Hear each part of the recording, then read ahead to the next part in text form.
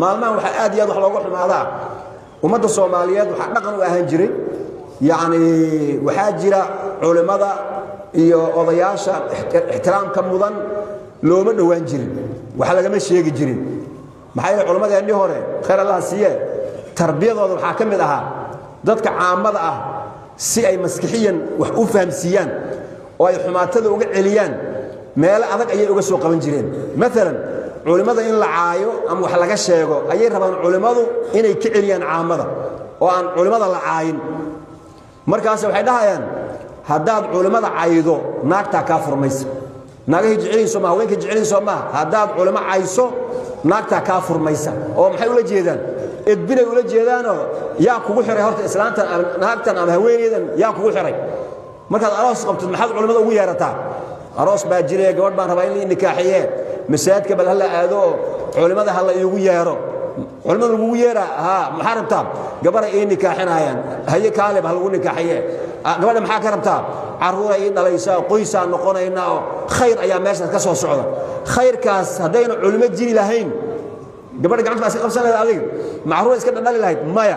yaa fursadaas ku siiyay oo hawshaas ku qabtay culimo ku qabatay si marka ay wixii kaaga xumaan culimada dardaarankooda waxa kamid ah hadaad isku la hadasho oo culimada wax ka sheegto haweenka idinka furmaaya bas way cabsan jireen marka kuwa hadda joogo social media ku jira culimada la kari laayeen kuwaas haween ma qabaan miya marka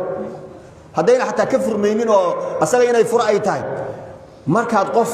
salaatul tukaday oo quraan akhristay oo culimo ah oo cimrigiisa dacwadaas ku jiray aad si aan ma la yaani oo macna lahayn aad yaani wax uga sheegtid حديث النبي صلى الله عليه وسلم من عادى لي وليا قف لا عليتما قف إلهي أدو فقد آذنته بالحرب وحديث القدس إلهي وحور وحان أوغيسي قف كاسي إن أنا دقال كل جيرو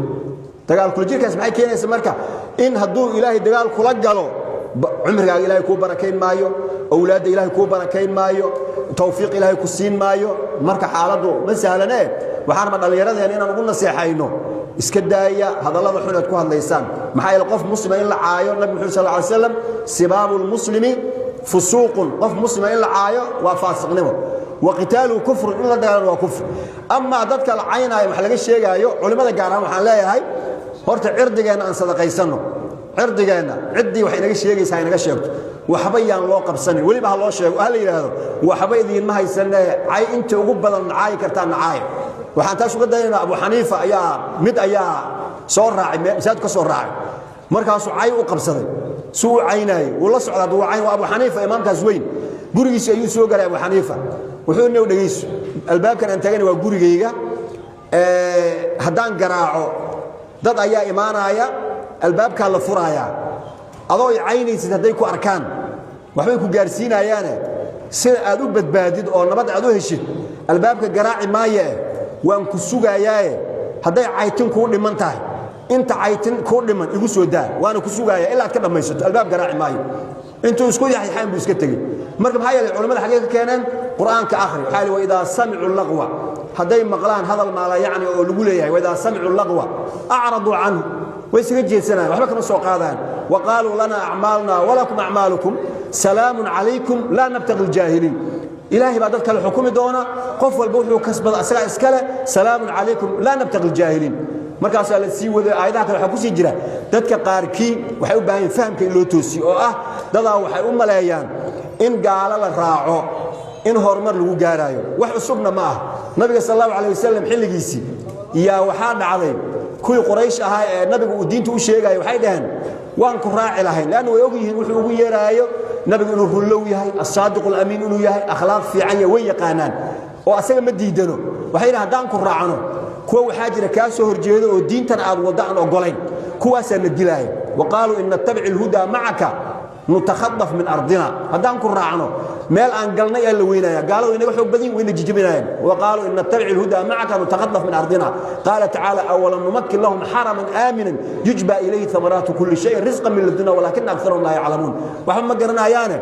إن قال الراعو وحق الآذو وحمل ويل مايو وحل ويهلا هنونك أول الراعو ما كدرت وحا سنة درسنتي سالو لي بانا مدك إن جايز كدرسن وفهم كي نيخل دياه dadka qaar waxay u kala joogtaa diintuna inay shay tahay oo masaajidka iyo salaada la tukanayo inay diintii tahay wixii ku saabsan maamul iyo arrimaha ku saabsanna aan diintu ayna shaqo ku lahayn markaas waxay ku leeyihiin war annaga gaalada diin iskuma darsanayno maxaan isku darsanaynaa marka annaga siyaasadaan kala hadlaynaa diin kalama hadlayno diinta aynu haysanaa horta diintii nabi maxamed tahay sallallahu alayhi wasallam mise waa diin kale haday diintii nabi maxamed ay tahay diintii nabi maxamed uma kala saarayn waxa la yiraahdo masaajidka lagu tukadaa iyo maamulka dawladnimadka laba kala ah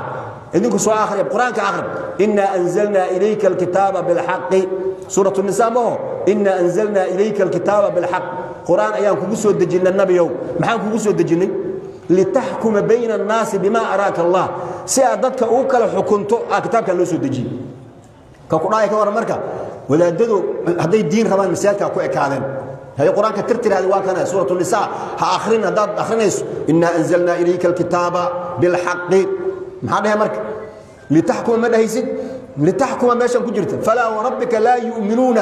حتى يحكموك فيما شجر بينهم وأن يحكم بينهم بما أنزل الله مرك ساعة هذا وحلك القاضي مجرين إسلام كان وحو البوشيقايا مثلا هذا دولتك السوقات دولة ده وزارة صلى الله عليه وسلم وزارة حي يوبحيا وزارة أرمها الدين تا اوكي ارمها دينته maxay qaabilsan tahay waxay ku leen diinta inoo qaabilsan tahay haye wasaaradda arrimaha dibadda wasaaradda arrimaha dibadda gaalada la dhaqantaayo ayada diin shaqo oo yaa sheegay wasaaradda arrimaha diinta wasaaradda arrimaha dibadda kulli waxa la rabaa inay diinta ku shaqeeyaan waa ka quraanki